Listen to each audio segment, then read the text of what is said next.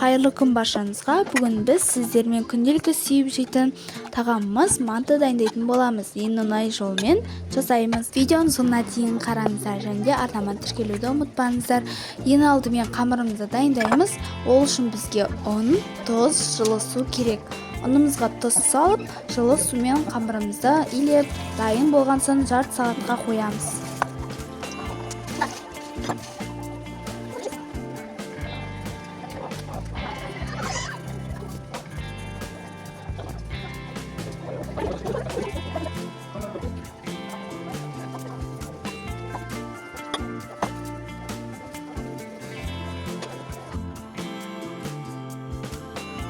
Оған дейін салмасын дайындаймыз. Салмасына өз қалауынша майда туралған ет, немесе фарш, оған өз қалауынша пияз, картоп, сәбіз, асқабақ капуста қоссаңыздар да болады. 300 граммдай майда туралған құйрық май қоссаңыздар тіпті керемет болады. Енді салмасына пияз, капустаны майдалап кубиктап турап, фаршқа қосып, тұз, бұрыш қосып, үшеуін әбден араластырамыз.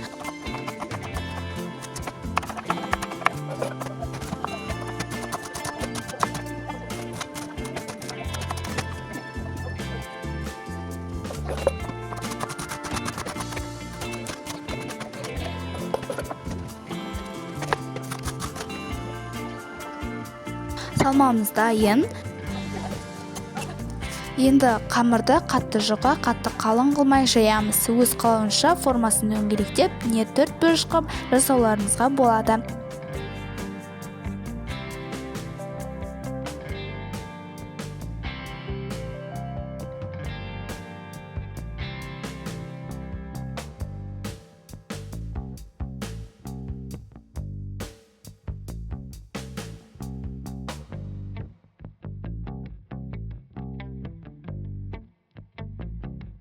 Міне төрт бұрышты қылып, ішіне салмасын салып түйеміз. Түйді де өз қалауынша түйіңізге болады.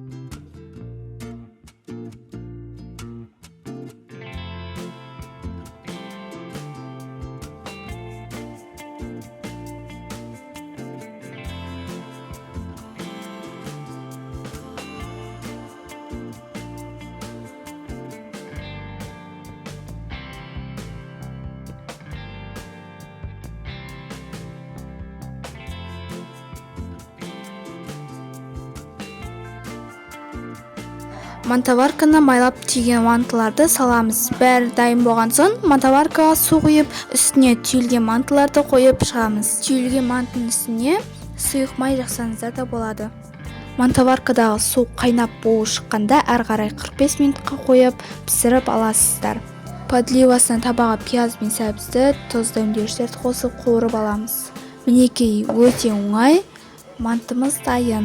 Егер де видео ұнаса, арнама тіркеліп, лайк басып, комментарий қалдыруды ұмытпаңыздар. Келесі кездескенше аман сау болыңыздар.